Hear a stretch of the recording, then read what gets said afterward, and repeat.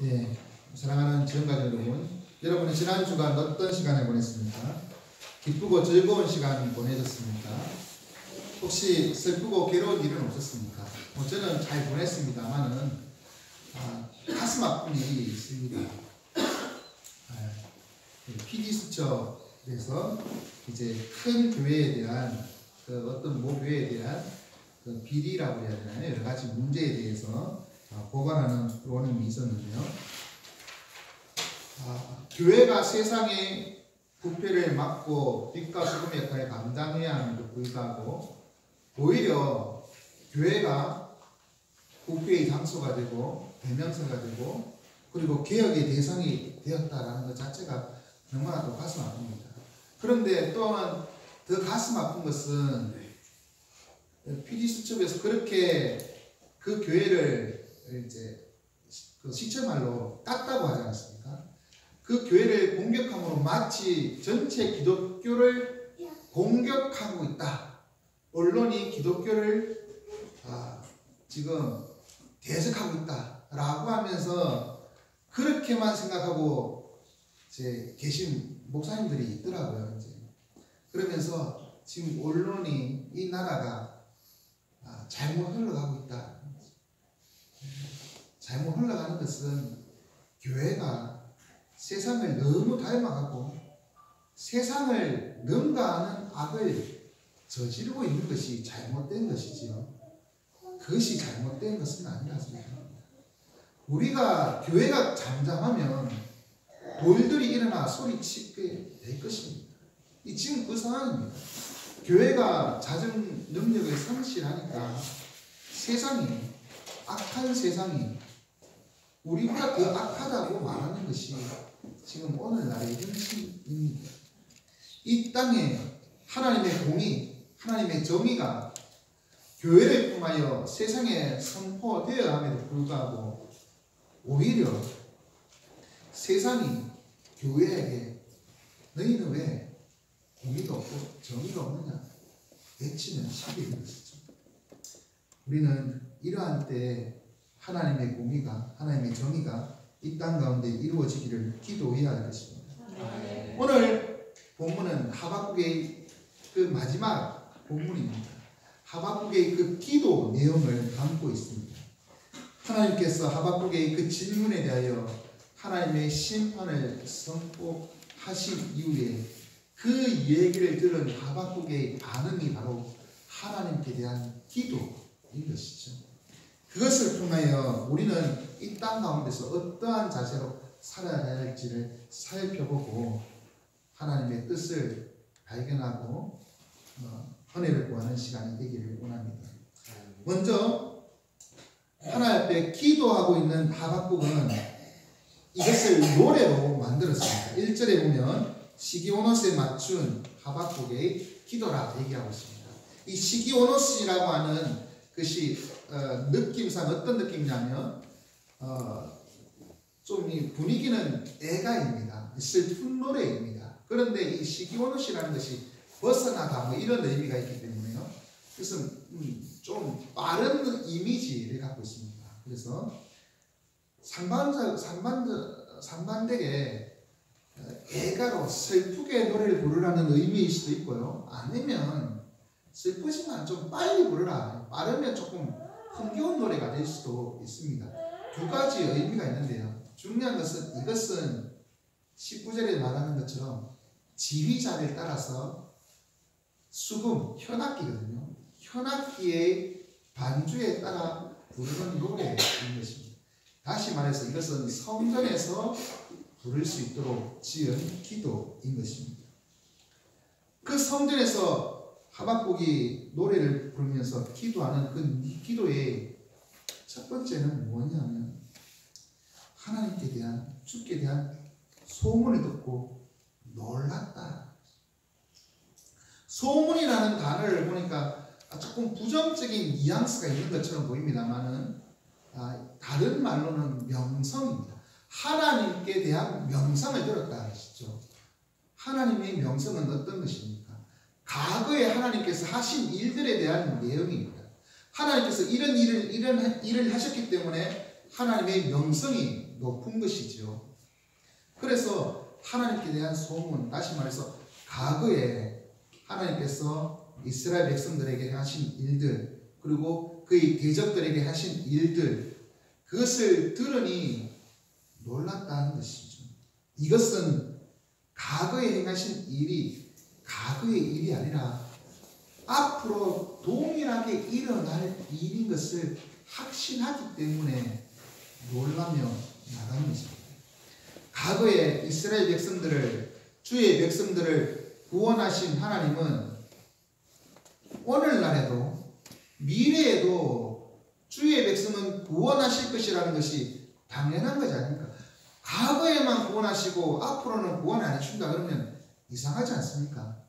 그래서 주께 대한 소문, 주께 대한 그 명성은 과거에도 지금도 앞으로도 동일하다. 과거에 백성을 구원하신 하나님께서 미래에도 구원하신다. 과거에 악인에 대해 심판하신 하나님께서 미래에도 심판하심으로 하나님의 명성이 과거에만 머물러 있는 것이 아니라 미래에도 명성이 계속해서 이어져 갈 것이다. 그 고백인 것입니다. 그래서 과거는 미래의 하나님의 역사를 보여주는 거울이고, 또한 그것을 통해서 이 선지자 하박국은 미래에 이런 일이 될 것입니다 라고 하는 고백이 아니라 내용을 보면 놀랐다, 완전히 그 과거형 같이 이렇게 쓰고 있습니다. 이미 이루어질 것을 확신하고 있는 것입니다. 하나님께서 과거에 하신 것처럼. 그래서 하박국은 그러한 고백 가운데 뭐라고 기도하냐면, 여호와여, 주는 주의 일을 이 수년 내에 부응하게 하옵소서. 수년 내라고 하는 것은 쉬운 말로 이 시대에, 우리 시대의 그런 의미입니다. 몇 년 내에 딱 한정을 딱 찍어서 이렇게 얘기한 것이 아니라 그냥 우리 시대에, 일반적으로 가까운 시대에 그런 일이고요. 부응하게 하옵소서라는 것은 새롭게 하소서 또는 실행시켜 주옵소서, 그런 의미입니다. 그렇기 때문에 이것을 그냥 이렇게 일반적으로 우리가 말하는 부흥, 사람이 많아지고 이렇게 성장하고 이런 것이 아니라 하나님의 일이 실현되게 해주시고 새로워지게 해 주옵소서. 과거에 일어났던 일, 그 일이 오늘날에도 일어나게 해 주옵소서. 오늘날에 다시 새로워지게 해 주셔서 실현되게 해 주옵소서. 그러한 고백인 것입니다. 이 일은 바로 주의 일입니다. 하나님의 역사가 오랜 세월이 아니라 지금 이 시대에 하나님의 명성에 걸맞는 하나님의 역사가 우리 이 시대에 이 땅에서 이루어지게 해 주옵소서. 그것을 수년 내에 나타내시옵소서. 그것은 또한 알게 해 주옵시옵소서. 그렇게 얘기하고 있습니다. 주의 일이 이 시대에 다시 실현되면 그것이 하나님의 일이고 하나님의 역사라는 것을 이 시대의 사람들이 알게 됩니다. 단순히 하나님의 약속이 성경의 머나먼 그 전설 속의 이야기가 아니라, 또는 과거 속의 이야기가 아니라 오늘날 우리의 삶에서 실현될 일이라는 것을 꼭 아는 것이죠. 주의 일, 주의 역사, 그 역사 우리 시대에 우리에게 이루어지게 해주옵소서. 실현되게 해주옵소서. 이 주의 일이 무엇이겠습니까? 하나님의 진노하심입니다. 그 다음 나옵니다. 2절 끝에 보면 주의 일은 진노, 하지만 하박국은 진노 중에서도 풍요를 잊지 마옵소서라고 기도하고 있습니다. 수년 내에 일어날 하나님의 역사, 하나님의 심판하심이 반드시 이루어질 것인데, 그때 자비를 베풀어 달라는 것이죠. 누구에게 자비를 베풀까요? 바벨론에 심판할 때 바벨론에 포로가 되어 있는 이스라엘 백성들에게 자비를 베풀어 달라는 의미일 수도 있습니다만은, 그것보다는 바벨론만 악인이 아닙니다. 유다의 지도자들도 동일하게 악인입니다. 그들이 하나님의 백성들, 의롭게 사는 자들을 괴롭게 하고 있는 것이 지금 하박국이 보는 현실입니다. 그런 악인을 치기 위하여 더 큰 악인인 바벨론을 들어서 심판하시겠다고 말씀하시거든요. 똑같은 50보 100보의 악인입니다. 그렇기 때문에 하나님께서는 이 바벨론을 심판하시는 것이 아니라 악인에 대한 심판입니다. 다시 말해서 유다의 하나님의 백성들을 괴롭게 하는 불의한 자와 또한 그들을 칠 바벨론 전체, 그들이 하나님의 심판을 받을 때 주의 백성들에게는 긍휼을 베풀어 주옵소서, 은혜를 있게 주옵소서. 왜 이 기도를 할까요? 하나님의 백성이라도 하나님의 심판 앞에서 누가 피할 수 있겠습니까? 하나님의 긍휼 없이는 살아날 수가 없습니다. 완전한 자가 아니기 때문에. 하지만 이 하박국은 하나님 앞에 하나님의 백성들을 살려 주옵소서, 자비를 베풀어 주옵소서. 하나님의 백성이 살 길은 하나님의 긍휼하심을 있는 길밖에 없기 때문인 것입니다. 이 시대에 하나님의 일이 이루어지기를 기다리며 기도하고 계신 우리 지원가족 여러분, 이 시대에 하나님의 역사가 이루어지기를 간절히 기도합시다. 이 시대는 마지막 때, 말세의 때입니다. 심판의 때입니다. 하나님의 일, 다시 말해서 하나님의 역사가 이 땅 가운데서 이루어질 것입니다. 이 마지막 때는 하나님의 심판의 때입니다. 하지만 감사하게도 이 마지막 때는 구원의 때이기도 합니다. 하나님께서 우리에게 구원을 허락하신 것, 이 마지막 때에 은혜를 베푸신 것입니다. 이제 구원하시는 주의 명성이 우리에게서 끝나지 아니하고 우리를 통하여 부흥의 역사가 일어나기를 원합니다. 하나님의 진노 중에서도 긍휼을 베풀어 주시는 하나님께서 심판마다 마땅한 우리에게 긍휼을 베풀어 주신 것을 기억하고, 심지어 하나님의 자녀가 되게 하신 것을 기억하고 감사하십시오. 그러니 마지막 때에 물이 바다를 덮은 같이 하나님의 그 심판의 역사가 일어날 때 여호와의 영광을 아는 것이 세상에 가득하리라. 오직 그때 의인은 믿음으로 산다라고 하지 않습니까?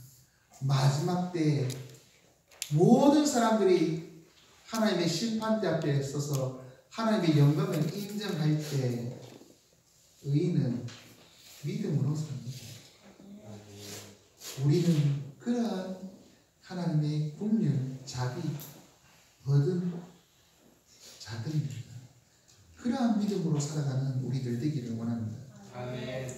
그런데 하박국은 이렇게 기도하면서 이 3절부터는 기도라고 하기에는 못한 뭐뭐 하옵소서라는 것은 2절까지만 있고 3절부터는 이 하박국의 고백이라고 할 수 있습니다. 기도 가운데 하나님께 대한 이러한 하나님이라고 고백하는 내용이죠.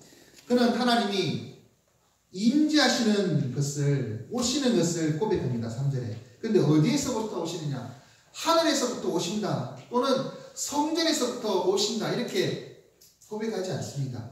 뭐라고 얘기하냐면 대만에서부터 오신다. 이 대만이라고 하는 것은 이스라엘 주변국에 에돔이라고 하는 나라가 있습니다. 에돔이라고 하는 나라의 남쪽입니다. 다시 말해서 팔레스타인 지역에서 이 시나이 반도 그쪽으로 밑에 남쪽인 것입니다. 그래서 대만이라고 하는 말은 도시로서 에돔의 남쪽 도시 지명이기도 하지만 일반적으로 남쪽 땅이라고 하는, 그냥 백두에서 할라 하면은 북채북단, 채남단 이렇게 얘기하는 것처럼 대만이라고 하면 그냥 일반적으로 남쪽 땅이라고 하는 의미를 갖고 있습니다. 남쪽에서부터 올라오신다는 것이죠. 이 바란산이라고 합니다. 바란사는 이 에돔의 또한 그 남동쪽에 있는 도시입니다. 다시 말해서 이 시나이 반도의 동쪽 끝에 있는 남동쪽 끝에 있는 이 지역인데요. 하나님이 어디서부터 오시냐면 이 팔레스타인 지역으로 생각해 보면 남동쪽에서부터 오시는 것으로 그렇게 고백하고 있습니다. 왜 이렇게 고백할까요? 이것은 그 다음에 고백하는 것 4절에 그의 강명이 햇빛 같고 강선이 그의 손에서 나온다라고 할 때 그 이미지는 바로 해가 동쪽에서 뜨는데 동남쪽에서의 햇빛이 비치는 그러한 의미를 갖고 있는 것입니다. 그때 햇빛의 그 모습을 강선이라고 얘기하고 있는데요. 말라기 4장 2절에는 너희에게는 공의로운 해가 떠올라서 치료하는 강선을 비추리니 라고 하면서 이 하나님의 그 강선을 치료하는 강선이라고 표현했습니다. 그런데 하박국은 이 강선을 무엇이라고 고백합니까? 5절에 뭡니까? 역병이 있습니다. 불덩이가 나옵니다. 그리고 6절에 보면 땅이 진동합니다. 지진이 일어납니다. 여러 나라가 전율하며 영원한 산이 무너지는 그러한 심판의 권능의 강선입니다. 주의 강선이 믿는 자에게는 치료의 강선이지만 악인에게는 심판의 강선입니다. 하나님의 임재가 바로 그것입니다. 하나님이 오실 때 믿는 자들에게는 구원의 길이지만 믿지 않는 자들에게는 그 날이 심판의 날인 것입니다. 하나님은 이러한 심판의 이미지를 마치 군사, 용사의 이미지로 설명하고 계십니다. 네, 그 8절에 보면 주께서 말을 타십니다. 병거를 또한 모십니다. 그리고 9절에 보면 활을 꺼내시고 화살을 쏘시고 땅을 쪼개고 그렇게 하십니다. 11절에 날아가는 주의 화살, 번쩍이는 주의 창에 간 채 마치 이제 번개를 창으로 치시는 그러한 모습들을 보여주고 있습니다. 용사의 이미지를 표현하고 있는 것입니다. 그런데 그 용사로서 무엇을 하시는가? 8절에 보면 강들에게 불을 내십니다. 그리고 바다를 향하여 성을 내십니다. 강과 바다, 그것이 무엇을 의미할까요? 이것은 고대 근동에서 이 하나님의 역사를 방해하는 방해 요소였던 것입니다. 신격화된 존재로서 이 바다에는 그 신적인 존재, 그래서 하나님의 일들을 방해하는 그러한 온갖 그 괴물들이 있고 뭐 그런 의미를 갖고 있었습니다. 그래서 이것을 가톨릭과 함께 번역한 공동 번역에서는 물귀신, 바다귀신으로 이제 번역하게 됐는데요. 근데 이 자세히 보면 이것은 출애굽과 가나안 정복의 그런 이미지를 갖고 있습니다. 하나님의 백성을 가로막은 홍해, 하나님께서 갈라서 길을 여십니다. 이스라엘 백성들이 가나안 땅으로 들어가는데 막고 있는 요단강, 하나님께서 갈라서 그 길을 건너가게 하십니다. 하나님의 역사를 가로막는 바다와 강들을 하나님께서 쪼개서 그 길을 여신다는 것입니다. 누구도 하나님의 역사를 막을 수 없다. 하나님의 일을 막을 수 없음을 보여주고 있습니다. 심지어 하나님께서는 해와 달을 멈추신다. 그렇게 말씀하고 계십니다. 해와 달을 멈추는 것이 무엇입니까? 바로 여호수아 시대에 기본에서 태양이 멈추고 아얄론 몰짜기에서 달이 멈추었던 그 놀라운 기적, 그것을 통해서 무엇을 했습니까? 하나님의 대적들을 전면시키는 그 일들.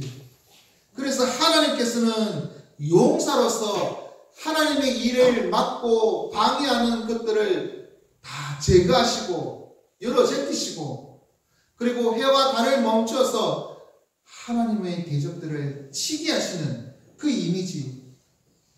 이미지로 나타나신 것입니다. 그런데 왜 그렇게 하실까요? 하박국은 왜 하나님께서 용사로서 나타나셔서 이렇게 일하신다고 싸우신다고 고백하고 있을까요? 그것은 바로 하나님이 주의 백성을 구원하시려고 13절 그리고 주의 기름 부음 받은 자를 구원하시려고 다시 말해서 하나님은 우리를 구원하시려고 용사처럼 싸우신다는 것입니다. 그래서 8절에 보면 하나님이 병거를 모셨는데 이 병거는 구원의 병거입니다. 우리에게 구원을 주시려고 힘써서 악을 쳐부수고 이기시는 그 모습입니다. 악한 자들은 우리에게 달려와서 우리를 삼키려고 합니다. 가난한 자를 삼키기를 즐거워하고 악을 행하기를 기뻐합니다. 하지만 하나님께서는 그들의 머리를 그들의 창으로 찔러 물리치신다는 것입니다. 이렇게 하나님께서는 주의 백성들을 구원하시는데요. 우리를 구원하시는데 13절에 보면 구원하시는 분이 또 있습니다. 기름 부음 받은 자. 기름 부음 받은 자는 누구일까요? 기름 부음 받았다라고 하는 말은 메시아입니다. 여기에서 이 메시아는 이스라엘을 이끌 왕 같은 존재인 것이죠. 다시 말해서 이 유다 땅에 다윗의 후손으로 있는 왕, 하나님의 기름 부음 받아 세워진 이 왕, 하나님의 백성과 이 왕을 통해서 이 왕을 구원하셔서 하나님께서 역사에 이루어 가시겠다는 것입니다. 이것은 궁극적으로 하나님께서는 바벨론을 심판하시고 되돌아오게 될 주의 백성들을 구원하십니다. 그리고 그 백성들을 이끌어갈 메시아 대신 예수 그리스도를 위하여 일하신다는 것을 보여주고 있습니다. 이 바벨론은 단순히 바벨론이 아니라 신약에 보면 이 바벨론은 사탄의 이미지를 갖고 있기 때문입니다. 큰 성 바벨론은 사탄의 이미지입니다. 그것을 깨고 이기시는 구원하시는 하나님께서 우리를 위하여 그 아들 예수 그리스도를 기름 부어서 우리에게 보내시고 그 예수 그리스도의 통치로 말미암아 승리하게 하시는 그 하나님. 그래서 그가 오셔서 뭘 하십니까? 13절의 끝에 보면 이렇게 말합니다. 그가 악인의 집의 머리를 치신다. 그 기초를 바닥까지 드러내신다. 창세기 3장 15절. 여자의 후손이 뱀의 머리를 상하게 하는 것, 사탄을 이기시는 것, 그것을 표현한 것입니다.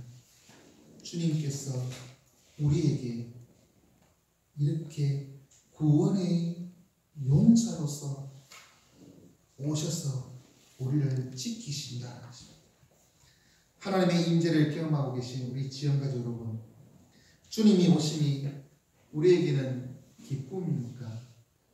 아니면 진노입니까? 여러분에게는 어떻습니까? 주의 백성에게는 이 날이 기쁨의 날입니다. 여러분, 우리에게도 주님이 다시 오시면 기쁨의 날이 되기를 원합니다. 아멘. 주님은 우리를 구원하시기 위해 친히 용사가 되셨습니다. 사단을 그의 발 아래 밟아 이기셨습니다. 그리고 우리에게 구원을 주셨습니다. 우리에게 임재하셔서 구원해 주신 용사이신 예수 그리스도를 온전히 믿고 그 안에서 구원의 은혜를 만끽하며 살아가는 주의 백성들 되기를 원합니다. 아멘. 그런데 이 하박국은 이러한 하나님에 대한 고백들을 하고 난 후에 16절에 보니까 자신의 그 상황을 고백합니다. 내 창자가 흔들렸고 내 입술이 떨린다. 그리고 내 뼈가 썩이는 것 같고 내 몸이 떨린다. 온통 온 몸이 흔들리고 두려움에 떨고 있는 그런 모습입니다. 하지만 그럼에도 불구하고 그가 기다리는 것은 무리가 우리를 치러 오는 환난 날을 내가 기다린다. 자신에게 닥칠 환난 날을 기다리고 있습니다. 왜 그럴까요? 그 날이 없으면 좋겠는데 그 날이 이루어지기를 기다리고 있습니다. 그 날은 하나님께서 구원해 주실 날이기 때문이죠. 이 환난이 있고 난 후에 하나님께서는 악인을 심판하실 것이 하나님께서 말씀하신 내용이기 때문입니다. 그렇기 때문에 두렵고 떨리지만 나에게 이런 일이 일어나기를, 우리에게 이 환난이 이루어지기를 기다리면서 살아가고 있는 거죠. 그 환난날 현실입니다. 암울한 날입니다. 그 날이 어떤 날입니까? 17절에 무화과 나무, 포도나무, 감람나무, 밭 아무것도 열리지 않고 거두지 못하는 그러한 황폐한 날입니다. 이 날, 이것은 심각한 것입니다. 왜냐하면 하나님께서는 이스라엘 땅을 연초부터 연말까지 건고하시는 땅이라 늦은 비와 이른 비를 적절하게 내려주셔서 농작물이 자라고 먹고 살 수 있도록 지켜주시는 땅입니다. 그런데 그 땅에 무화과도 포도나무도 이 풍성함을 누리고 평안함을 누릴 수 있는 무화과 나무와 포도나무, 심지어 감람나무, 밭 아무것도 없다는 것이죠. 하나님의 건고하심이 사라졌다. 다시 말해서 하나님의 심판이 이루어지고 있다는 것이죠. 이것이 현실이라는 것이죠. 환난 날이냐. 또 이 가나안 땅은 젖과 꿀이 흐르는 땅입니다. 다시 말해서 목축하기에 좋아서 소들이 양들이 뛰어다니면서 풀을 뜯고 그래서 젖을 흘리고 그 젖이 굳어져서 꿀, 버터처럼 되는 젖과 꿀이 흐르는 땅, 목축하기에 좋은 땅입니다. 그런데 보면 17절에 소가 없고 양이 없습니다. 하나님의 저주가 임한 땅이 된 것입니다. 이것이 그가 기다리는 환난 날입니다. 황폐한 날입니다. 참혹한 현실입니다. 이러한 날을 참혹한 현실이 다가옴에도 불구하고 그 날을 기다리고 있는 것입니다. 왜? 그날 이후에 하나님의 심판이 있기 때문에, 하나님의 구원이 있기 때문이시죠. 그러한 참혹한 현실 가운데 그가 고백하는 것은 무엇입니까? 그는 구원의 하나님을 고백하고 있다는 것이죠. 18절에 나는 여호와로 말미암아 즐거워하고 나의 구원의 하나님으로 말미암아 기뻐하노라.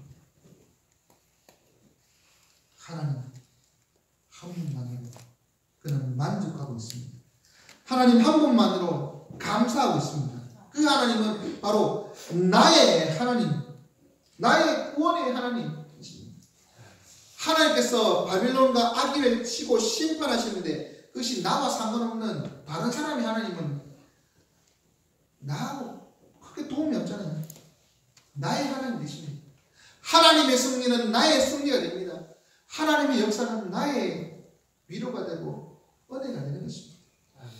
그러한 하나님, 나에게 구원을 주시는 그 하나님을 바라보면서 믿음으로 살아가는 그 고백을 하고 있는 것입니다. 나는 눈에 보이는 그러한 참혹한 현실을 바라보지 않겠습니다. 구원하신 하나님을 바라보고 있습니다. 그것이 그의 결단이었습니다. 그러면서 그가 하나님이 나를 어떻게 구원하실까 고백해 볼 때 하나님이 구원하시는 방법이 놀랍다는 것을 기억하고 감사하고 있습니다. 19절에 여호와는 나의 힘이시라 나의 발을 사슴과 같게 하사 나를 나의 높은 곳으로 다니게 하신다. 이 고백입니다. 이것은 다윗이 쓴 시편 18편 36절에 있는 말씀을 인용한 것입니다. 여기에서 발을 사슴과 같게 한다는 것은 사슴은 높은 곳으로 이렇게 잘 뛰어다닙니다. 그래서 대적들을 피할 수 있게끔 안전하게끔 해주신다는 의미가 있습니다. 하지만 나로 높은 곳으로 다니게 하신다. 그냥 사슴과 같게 해서 나를 잘 피하게 하신다라는 그게 아니라 높은 곳으로 다니게 하신다. 그것은 단순히 안전만을 지키시는 하나님께서 아니라 그것을 통해서 나를 존귀하게 하신 높은 곳으로 이끌어 가시는 하나님.